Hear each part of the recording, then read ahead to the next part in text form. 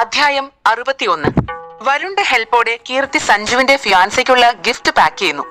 സഞ്ജു തന്റെ ഫിയാൻസയുടെ ബർത്ത്ഡേ പാർട്ടിയിൽ പങ്കെടുക്കാനായി ഹൈദരാബാദിലേക്ക് പോകാൻ തയ്യാറായി വന്നു. പോകുന്നതിന് മുൻപ് വരുണിനെ പുറത്തേക്ക് വിടാതെ സൂക്ഷിക്കാൻ കീർത്തിയോട് പറയുന്നു. വരുൺ പറഞ്ഞത് കേട്ടില്ലെങ്കിൽ അവനെ നിയന്ത്രിക്കാൻ എന്താണ് മാർഗമെന്ന് കീർത്തി അന്വേഷിക്കുന്നു. അതിനുള്ള മാർഗം കാണിച്ചു തരാമെന്ന് പറഞ്ഞ് സഞ്ജു അവളെ അകത്തേക്ക് കൊണ്ടുപോകുന്നു. സഞ്ജു കീർത്തിയെയും കൊണ്ട് ചെന്ന് നിന്നത് അകത്തുള്ള പെട്ടെന്ന് നോട്ടമെത്താത്ത ഒരു മൂലയിലെ മുറിയുടെ വാതിൽക്കലായിരുന്നു. പുറത്തുനിന്ന് പൂട്ടിയ നിലയിലായിരുന്നു ആ മുറി. കീർത്തി കൗതുകത്തോടെ അവനെ നോക്കി. സഞ്ജു പോക്കറ്റിൽ നിന്നും ചാവിയെടുത്ത് ലോക്ക് തുറന്ന് വാതിൽ പതിയെ അകത്തേക്ക് തള്ളി. അവൻ കീർത്തിയോട് വെയിറ്റ് ചെയ്യാൻ പറഞ്ഞ് അകത്തേക്ക് കയറി ലൈറ്റ് ഓൺ ചെയ്തു. കീർത്തി അകത്തേക്ക് കയറി. ഉള്ളിലെ കാഴ്ചകൾ കണ്ട് അവളുടെ കണ്ണുകൾ വിടർന്നു. അത്ഭുതത്തോടെ അവൾ ചോദിച്ചു, എന്താ സഞ്ജുട്ടെ ഇതൊക്കെ? ആ മുറിയിലെ ചുമരിൽ പലതരം ഹാൻഡ് കഫുകളും പഴയ മോഡൽ തോക്കുകളും ആയുധങ്ങളും എല്ലാം തൂക്കി വെച്ചിരിക്കുന്നു. ആന്റിക്കായിട്ടുള്ള ഒരുപാട് സാധനങ്ങൾ അതിനുള്ളിൽ ഉണ്ടായിരുന്നു. പഴയകാല യുദ്ധങ്ങളിലും മറ്റും ഉപയോഗിച്ചിരുന്ന പോലുള്ള ആയുധങ്ങളും തോക്കുകളും എല്ലാം പെട്ടികളിലും മറ്റും വെച്ചിട്ടുണ്ട്. പക്ഷേ കീർത്തിയുടെ കണ്ണുകൾ പോയത് അവിടെ തൂങ്ങിക്കിടക്കുന്ന വിവിധ തരത്തിലുള്ള ഹാൻഡ് കഫുകളിലേക്കായിരുന്നു. പോലീസ് സ്റ്റേഷനിൽ പോയപ്പോൾ അവിടെ തൂങ്ങിക്കിടന്നിരുന്ന കൈവിലങ്ങുകൾ കണ്ടു എന്നല്ലാതെ കീർത്തി ഒരിക്കലും ഇത്രയും വിലങ്ങുകൾ കണ്ടിട്ടുണ്ടായിരുന്നില്ല. അവിടെ എന്തിനാണ് അത്രയും വിലങ്ങുകൾ എന്നൊരു സംശയം അവളിൽ ഉണ്ടായിരുന്നു. അവളുടെ മുഖത്തെ സംശയഭാവം കണ്ട് സഞ്ജു ചിരിച്ചുകൊണ്ട് പറഞ്ഞു, വരുൺ അനുസരിച്ചില്ലെങ്കിൽ എന്താ വേണ്ടതെന്ന് താൻ എന്നോട് ചോദിച്ചില്ലേ? അതിനുള്ള ഉത്തരവാണിത്. ഞാൻ പോയി കഴിഞ്ഞ് ഏതെങ്കിലും കാരണം കൊണ്ട് അവനെ നിയന്ത്രിക്കാൻ തനിക്ക് പറ്റിയില്ലെങ്കിൽ ധൈര്യമായി ഇതെടുത്ത് ഉപയോഗിച്ചോ, നോ പ്രോബ്ലം. സഞ്ജു പറയുന്നതൊന്നും കീർത്തിക്ക് മനസ്സിലാവുന്നുണ്ടായിരുന്നില്ല. അവളുടെ മുഖത്തെ കൺഫ്യൂഷൻ കണ്ട് സഞ്ജു അവൾക്ക് കാര്യങ്ങൾ പറഞ്ഞു കൊടുത്തു. അന്ന് ഇയാള് പോലീസ് സ്റ്റേഷനിൽ കുടുങ്ങിയത് ഓർമ്മയുണ്ടോ? നീ തിരിച്ചു വരുമ്പോ വരുൺ ലോക്കിലല്ലായിരുന്നോ? ഞാൻ പറഞ്ഞത് കേൾക്കാതെ നിന്നെ കൊണ്ടുവരാൻ പോലീസ് സ്റ്റേഷനിലേക്ക് വരാൻ നിന്ന അവനെ ഞാൻ ലോക്ക് ചെയ്ത് തടഞ്ഞു. അതുപോലെ എന്തെങ്കിലും ഇഷ്യൂ വന്നാ ഞാൻ ചെയ്തതുപോലെ തനിക്കും ചെയ്യാം. അങ്ങനെ ഒന്നും ഉണ്ടാവില്ല എന്ന കാര്യത്തിൽ സംശയമൊന്നുമില്ല. എന്നാലും ഒരു വിലങ്ങെടുത്ത് കയ്യിൽ വെച്ചോ. ഹാൻഡ് കഫ് എന്തിനു വേണമെങ്കിലും ഉപയോഗിക്കാം. It's your choice. ഇങ്ങനെ പറഞ്ഞു തീർന്നയുടനെ സഞ്ജുവിന്റെ മുഖത്ത് ഗൂഢമായ ഒരു പുഞ്ചിരി വിടർന്നു. അതിന്റെ അർത്ഥം കീർത്തിക്ക് മനസ്സിലായില്ല. സഞ്ജുവിന്റെ നിർദ്ദേശമനുസരിച്ച് അവൾ ചുറ്റും സൂക്ഷിച്ചിരിക്കുന്ന ഹാൻഡ് കഫ്സ് നോക്കാൻ തുടങ്ങി. പക്ഷേ അവയൊന്നും അവൾക്ക് ഇഷ്ടപ്പെട്ടില്ല. അവയുടെ കാഠിന്യം കൊണ്ട് വരുണിന്റെ കയ്യിലെ തൊലി ഉരിഞ്ഞു പോയേക്കാമെന്ന് കീർത്തി ഭയപ്പെട്ടു. കുറച്ചു നേരത്തെ തിരച്ചിലിന് ശേഷം ഫൈബർ കൊണ്ടുണ്ടാക്കിയ ഒരു ഹാൻഡ് കഫ് അവൾ സെലക്ട് ചെയ്തു. അത് വെൽവെറ്റ് കൊണ്ട് കവർ ചെയ്തിരുന്നു. അവൾ അതെടുത്തതും സഞ്ജു ഒരു ചിരിയോടെ അവളെ അഭിനന്ദിച്ചു. ആഹാ, ഇയാള് കറക്റ്റ് മോഡൽ തന്നെയാ ചൂസ് ചെയ്ത്. എടുത്ത സ്ഥിതിക്ക് അത് യൂസ് ചെയ്യാൻ ട്രൈ ചെയ്യണേ. സഞ്ജു പറഞ്ഞത് വെച്ച് എന്തോ ഡാർക്ക് കോമഡിയാണ് അവൻ ഉദ്ദേശിച്ചതെന്ന് കീർത്തിക്ക് മനസ്സിലായി. അവൾ ആ ഹാൻഡ് കഫ് എടുത്ത് വീശിക്കൊണ്ട് അവിടെ നിന്ന് പുറത്തിറങ്ങി. സഞ്ജു റൂം ലോക്ക് ചെയ്തു. അവളുടെ കൂടെ നടന്നു. അവൻ അവളോട് യാത്ര പറഞ്ഞു. ഇവിടുത്തെ എല്ലാ കാര്യങ്ങളും ഞാൻ മുകേഷിനെയും അമലിനെയും ഏൽപ്പിച്ചിട്ടുണ്ട്. ഇനി അഥവാ എന്തെങ്കിലും പ്രശ്നമുണ്ടെന്ന് തോന്നിയാ ഇയാള് ജസ്റ്റ് ഒരു കോൾ ചെയ്താൽ മതി. അടുത്ത നിമിഷം ഞാൻ ഇവിടെ എത്തും. എപ്പോഴാണെങ്കിലും വിളിക്കാൻ മടിക്കരുത്. കീർത്തി അവനെ ആശ്വസിപ്പിച്ചുകൊണ്ട് പറഞ്ഞു. സഞ്ജുട്ടൻ ഇവിടുത്തെ കാര്യോർത്ത് വിഷമിക്കണ്ട. ഇവിടെ ഇപ്പൊ എല്ലാം ഓക്കെ ആണല്ലോ. വരുൺ പുറത്തിറങ്ങാതെ ഞാൻ നോക്കിക്കോളാം. പിന്നെ എന്തു പ്രശ്നം ഉണ്ടെങ്കിലും ഞാൻ ഇയാളെ വിളിച്ചോളാം. ഇവിടുത്തെ കാര്യം ആലോചിച്ച് ടെൻഷൻ അടിക്കാതെ പോയി പാർട്ടി എൻജോയ് ചെയ്യാൻ നോക്ക്. പിന്നെ നാത്തനോട് എന്റെ അന്വേഷണം പറയണേ. പുറത്തു വന്ന് ബാക്കിയുള്ളവരോട് യാത്ര പറഞ്ഞ് സഞ്ജു പോയി. അവൻ പോയപ്പോൾ വരുൺ തന്റെ സ്റ്റഡി റൂമിലേക്ക് കയറി. കീർത്തി അവളുടെ കോളേജ് വർക്കുകൾ ചെയ്ത് കഴിഞ്ഞ് വെറുതെ ബെഡിൽ കയറി കിടന്നു. ആ കിടപ്പിൽ എന്തൊക്കെയോ ആലോചിച്ച് ഉറങ്ങിപ്പോയി. വൈകുന്നേരം 6 മണി കഴിഞ്ഞിട്ടാണ് അവൾ എഴുന്നേറ്റത്. ഫ്രഷായി പുറത്തേക്ക് വന്നപ്പോൾ ഡൈനിങ് ഹാളിൽ വരുൺ ചായ കുടിച്ചിരിക്കുന്നത് കണ്ടു. അവൾ വേഗം അവന്റെ അരികിലേക്ക് ചെന്നു. അവൻ അവളെ നോക്കി പുഞ്ചിരിച്ചു. കീർത്തിയുടെ മുഖത്ത് പരിഭവം നിറഞ്ഞു. വാല് പോയപ്പോ മുതല് തലയും കാണാനില്ലായിരുന്നല്ലോ. ഇവിടെ വേറൊരാൾ കൂടി ഉണ്ടെന്ന കാര്യം ഇയാള് മറന്നുപോയാ? വരുൺ കീർത്തിയുടെ പരിഭവം കണ്ട് പുഞ്ചിരിച്ചു. അവൻ അവളെ തന്നോട് ചേർത്ത് പിടിച്ചു. എന്നിട്ട് പറഞ്ഞു, സോറിഡോ, ഇയാളെ ഞാൻ മറന്നുപോയതല്ല. എനിക്ക് ഒരുപാട് ജോലി ഉണ്ടായിരുന്നു. എന്റെ സിറ്റുവേഷൻ എന്താണെന്നറിയാലോ. നമ്മുടെ നല്ല ഫ്യൂച്ചറിന് വേണ്ടി എന്നിലുള്ള കുരുക്കുകൾ ഓരോന്നായി അഴിച്ചുകൊണ്ടിരിക്കാൻ ഞാൻ. ഒരേ സമയം ഒരുപാട് ശത്രുക്കളോട് ഒന്നിച്ച് പോരാടിക്കൊണ്ടിരിക്കുന്നത് എത്ര റിസ്ക് ആണെന്നറിയാലോ. വരുണിനെ മുഴുവനും പറയാൻ സമ്മതിക്കാതെ കീർത്തി തടഞ്ഞുകൊണ്ട് പറഞ്ഞു, എനിക്കറിയാം, ഞാൻ വെറുതെ പറഞ്ഞതാ. നമ്മുടെ ലൈഫിന് വേണ്ടിയാ ഇയാൾ ഇങ്ങനെ കഷ്ടപ്പെടുന്നതെന്ന് എനിക്കറിയാം. യാതൊരു റിസ്കും ഇല്ലാതെ ഫ്രീ ആയി നോർമലായി നമ്മുടെ കുഞ്ഞുങ്ങളെയും കൊണ്ടൊരു ഹാപ്പി ലൈഫ്, അതെന്റെ സ്വപ്ന. അതുകൊണ്ട് തന്നെയാ ഞാൻ ഇയാളെ ശല്യം ചെയ്യാൻ വരാത്തത്. ഇപ്പൊ എന്തായാലും ഫ്രീ അല്ലേ, നമുക്ക് ലോണിലൂടെ ഒന്ന് നടന്നാലോ? കീർത്തി അങ്ങനെ പറഞ്ഞതും വരുൺ ചായക്കപ്പ് അവിടെ വെച്ച് കീർത്തിയുടെ കയ്യും പിടിച്ച് ലോണിലേക്ക് നടന്നു. അവിടെ കുറുപ്പേട്ടൻ ഹോസ് വെച്ച് ചെടി നനച്ചുകൊണ്ടിരിക്കുകയായിരുന്നു. അവർ വരുന്നത് കണ്ടതും അവർക്ക് പ്രൈവസി കൊടുക്കാൻ വേണ്ടി ഹോസ് അവിടെ ഇട്ട് അയാൾ അകത്തേക്ക് പോയി. കീർത്തി വരുണിന്റെ കൈകൾ വിട്ട് ഓടിച്ചെന്ന് ആ ഹോസ് എടുത്ത് ചെടികൾ നനയ്ക്കാൻ തുടങ്ങി. പെട്ടെന്ന് അവളുടെ അരക്കെട്ടിൽ കരുത്തുള്ള 2 കരങ്ങൾ ചുറ്റപ്പെട്ടു. വരുണിന്റെ പിടുത്തത്തിൽ കീർത്തി ഒന്ന് പിടഞ്ഞു. വെള്ളം ചിതറി. വരുൺ അവളുടെ തോളിലേക്ക് താടി കുത്തി നിന്ന് അവളുടെ കൈകൾ പിടിച്ച് ചെടി നനയ്ക്കാൻ തുടങ്ങി. കുസൃതിയോടെ ഹോസ് ഇളക്കാൻ തുടങ്ങി. അവരുടെ മേലേക്ക് വെള്ളം തെറിക്കാൻ തുടങ്ങി. കീർത്തി വരുണിന്റെ കയ്യിൽ കിടന്ന് പിടഞ്ഞു. വളരെ റൊമാൻറ്റിക് ആയ ഒരു രംഗമായിരുന്നു അത്. അവരുടെ കളികൾ കണ്ട് ഗാർഡുകൾ തിരിഞ്ഞു നിന്നു. പെട്ടെന്ന് കീർത്തി പറഞ്ഞു, വരുൺ, ഇയാൾക്ക് വെള്ളം നനഞ്ഞ അസുഖം വരില്ലേ? തണുപ്പ് പറ്റില്ല എന്നുള്ളത് മറന്നുപോയോ? ജലദോഷവും പനി വന്നാൽ നന്നാവില്ല കേട്ടോ. ഇയാൾക്ക് എന്തെങ്കിലും പറ്റിയ സഞ്ജോട്ട് എന്നെ ശരിയാക്കും. ഇയാളുടെ പൂർണ്ണ ഉത്തരവാദിത്വം എനിക്ക് ഏൽപ്പിച്ചിട്ട് ആള് പോയത്. വെള്ളത്തിൽ കുളിച്ച് തണുപ്പ് പിടിപ്പിക്കാൻ നിക്കല്ലേ. ആ ഓസിങ് തന്നെ. കീർത്തിയുടെ സംസാരം കേട്ടിട്ട് വരുണിന് അവളെ വളരെ ക്യൂട്ടായി തോന്നി. അവൻ അവളുടെ കഴുത്തിൽ ചുംബിച്ചുകൊണ്ട് പറഞ്ഞു, എനിക്ക് ഒരു പ്രശ്നവും വരില്ല. ഈ വെള്ളത്തിന് അത്രയ്ക്ക് തണുപ്പൊന്നുമില്ലല്ലോ. ഇനി തണുപ്പുണ്ടായാലും കുഴപ്പമില്ല.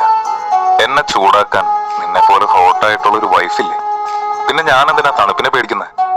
ഇങ്ങനെ പറഞ്ഞുകൊണ്ട് വരുൺ കീർത്തിയുടെ ദേഹത്തേക്ക് വെള്ളമടിച്ചു. കീർത്തി അവനെ തടയാൻ പരമാവധി നോക്കി. പക്ഷെ അവന്റെ കൈക്കരുത്തിന് മുന്നിൽ അവൾക്ക് ആ ഹോസ് പിടിച്ചു വാങ്ങിക്കാൻ കഴിഞ്ഞില്ല.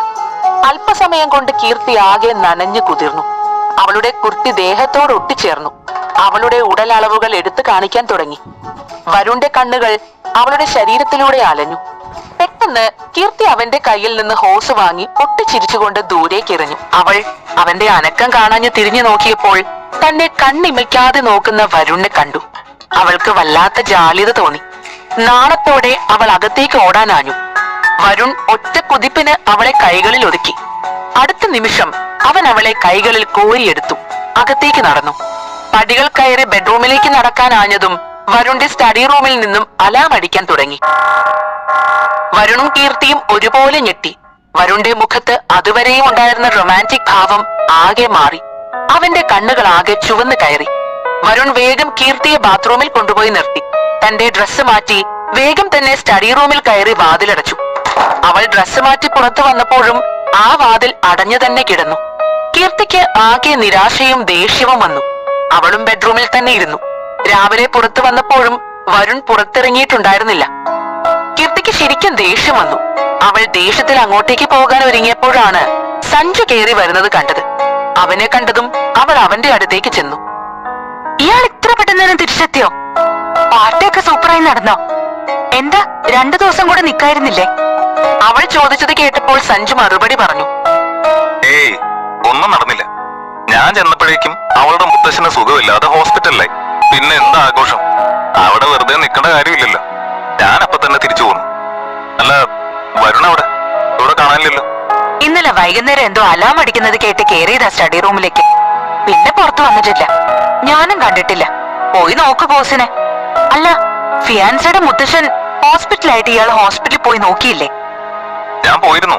പിന്നെ അവിടെ ഹോസ്പിറ്റലിൽ അധികം ആളുകളെ നിർത്തില്ലല്ലോ. വേറെ കുഴപ്പമൊന്നുമില്ല. അപ്പോ ഞാൻ ഇങ്ങോട്ട് പോകുന്നു. ഓക്കെ എന്നാ, ഞാൻ വരുൺ നോക്കട്ടെ. സഞ്ജു കീർത്തിയോട് വിശദമായി ഒന്നും പറയാൻ നിന്നില്ല. അവൻ ജോൺ പപ്പയുടെ അടുത്തെത്തിയപ്പോഴാണ് ആനിന്റെ മുത്തശ്ശന് സുഖമില്ലാതെ ഹോസ്പിറ്റലിലാണെന്ന് അറിഞ്ഞത്. അവൻ ഹോസ്പിറ്റലിൽ ചെന്നപ്പോൾ അയാൾ ബോധമില്ലാത്ത അവസ്ഥയിലായിരുന്നു. ആൻ ആണെങ്കിൽ അയാളുടെ അരികിൽ തലവെച്ച് ഉറങ്ങുന്നതും കണ്ടു. അവളെ ശല്യം ചെയ്യാതെ എഴുന്നേൽക്കുന്നതും കാത്ത് 1 മണിക്കൂറിലധികം അവൻ നിന്നു. അവസാനം അലേർട്ട് മെസ്സേജ് കിട്ടിയപ്പോൾ അവളെ കാണാതെ മടങ്ങിപ്പോന്നതായിരുന്നു അവൻ. സഞ്ജു ചെന്ന് വാതിലിൽ മുട്ടി. വാതിൽ തുറന്നതും അവൻ അകത്ത് കയറി. അവിടെ വരുൺ ലാപ്പിൽ ഫോട്ടോഗ്രാഫ്സ് നോക്കുകയായിരുന്നു. അവൻ വരുണിന്റെ അടുത്ത് ചെന്ന് നിന്നു. എന്നിട്ട് ചോദിച്ചു, എന്താ സംഭവം? നിന്നെ പുറത്തേക്ക് കാണാനില്ല എന്ന് കീർത്തി പരാതി പറഞ്ഞു. എന്തെങ്കിലും ഇഷ്യൂ ഉണ്ടോ? അവൻ ചോദിച്ചതിന് വളരെ ഗൗരവത്തിൽ വരുൺ മറുപടി പറഞ്ഞു, അവര് കീർത്തിയെ കാണിച്ച ഫോട്ടോ എന്റെ അമ്മയുടെ അല്ല, അത് മറ്റാരോ ആണ്. അവൻ പറഞ്ഞത് കേട്ട് സഞ്ജു ഞെട്ടിപ്പോയിരുന്നു. ഞെട്ടലോടെ അവൻ ചോദിച്ചു, പിന്നെ ആരാ സ്ത്രീ? എന്തിനാ കീർത്തിയോട് അവരെ പറ്റി ചോദിച്ച്? അതൊന്നും എനിക്കറിയില്ല. ആ ആളുകൾ ആദ്യം മുതലേ തന്നെ കീർത്തിയുടെ പിന്നാലെ ഉണ്ടെന്ന കാര്യത്തിൽ ഉറപ്പായി. നമ്മൾ അറിയാത്ത പലതും നടന്നിട്ടുണ്ട്. അവർ കീർത്തിയെ ലക്ഷ്യം വെച്ചിട്ടുണ്ടെന്നുള്ള കാര്യം ഒന്നുകൂടി വ്യക്തമായി. അത് എനിക്ക് വേണ്ടി തന്നെയാണോ എന്ന് മാത്രം അറിഞ്ഞാൽ മതി. സഞ്ജു ആലോചനയോടെ പറഞ്ഞു. നിന്നിലേക്കെത്താൻ അവർ കീർത്തിയെ ഉപയോഗിക്കുന്നു എന്നതിൽ തർക്കമില്ലല്ലേ? അങ്ങനെയാണെങ്കിൽ നീ കീർത്തിയെ ഉപേക്ഷിച്ചാൽ എല്ലാം ശരിയാവുമല്ലോ. നമ്മളും അവളും രക്ഷപ്പെട്ടില്ലേ? അത് കേട്ടതും വരുൺ ഉറച്ച ശബ്ദത്തിൽ പറഞ്ഞു. അവളെ ഉപേക്ഷിക്കുന്നതും ഞാൻ മരിക്കുന്നതും തുല്യ. അവൻ പറയുന്നത് കേട്ടതും സഞ്ജുവിന്റെ മുഖം മാറി. എല്ലാം ഒറ്റയടിക്ക് നശിപ്പിക്കുന്നതിനേക്കാളും നല്ലതല്ലേ വിട്ടുകളയുന്നത്? നിനക്ക് നഷ്ടപ്പെടാൻ നിന്റെ ജീവിതം മാത്രമേ ഉള്ളൂ. അവൾക്കോ? അവളെ വിശ്വസിച്ച് ജീവിക്കുന്ന ആ പാവം ചെറുക്കനോ? ആലോചിച്ച് തീരുമാനമെടുക്കാൻ നോക്ക്. നീ ഒത്തിരി സെൽഫിഷ് ആവരുത്. നല്ലതായിരിക്കണം നിന്റെ ലക്ഷ്യം. വൈകുന്നേരം 5 മണി കഴിഞ്ഞു. വരുണിന്റെ സ്റ്റഡി റൂമിൽ സഞ്ജുവും മുത്തശ്ശനും ഉച്ചഭക്ഷണത്തിന് ശേഷം കയറിയതാണ്. ഇമ്പോർട്ടന്റ് ആയ എന്തോന്ന് നടക്കുന്നുണ്ടെന്ന് ജോലിക്കാർക്കടക്കം വ്യക്തമായിരുന്നു. കീർത്തിയാണെങ്കിൽ തന്റെ ചിന്തകളുമായി ബെഡിൽ കിടക്കുകയായിരുന്നു. അവൾക്ക് വരുണിനൊപ്പം സമയം ചിലവഴിക്കാൻ പറ്റാത്തതിൽ സങ്കടം ഉണ്ടായിരുന്നു. വൈകുന്നേരമായതും അവൾ റൂമിന് വെളിയിലേക്ക് ഇറങ്ങി.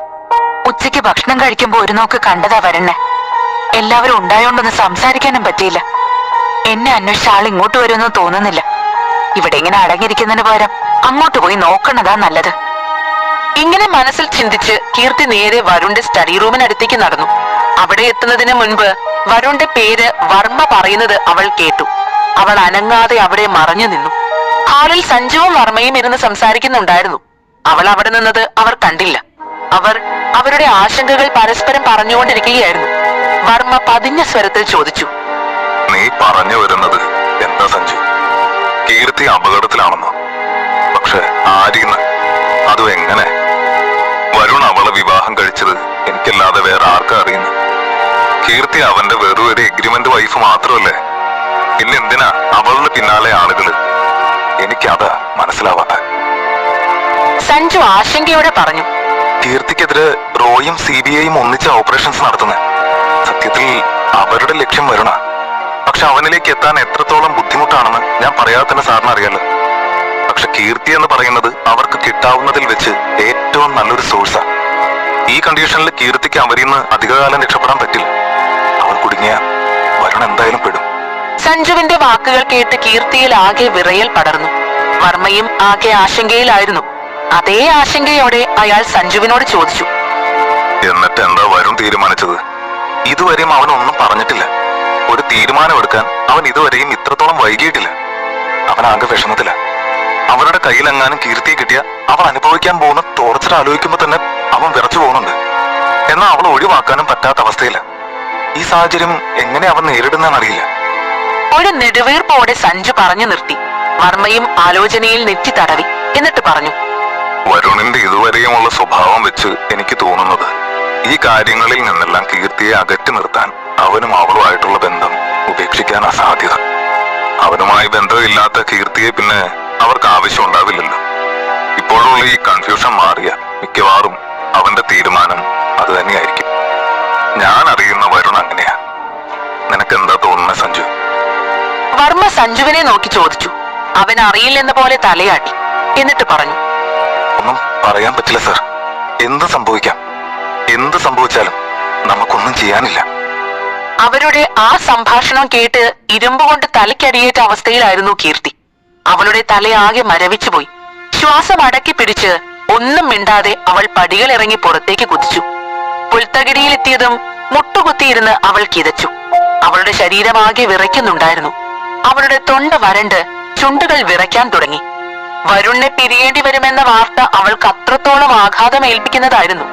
അവളുടെ കണ്ണുകൾ ചോർന്നൊലിക്കാൻ തുടങ്ങി. അവൾ കൂനിക്കൂടിയിരുന്ന് നിയന്ത്രണം വിട്ട് കരയാൻ തുടങ്ങി. കീർത്തിയെ വരുൺ ഉപേക്ഷിക്കുമോ? ആ ഫോട്ടോ ആരുടേതായിരുന്നു? ഈ സമസ്യകളിൽ നിന്ന് കീർത്തി എങ്ങനെ രക്ഷപ്പെടും?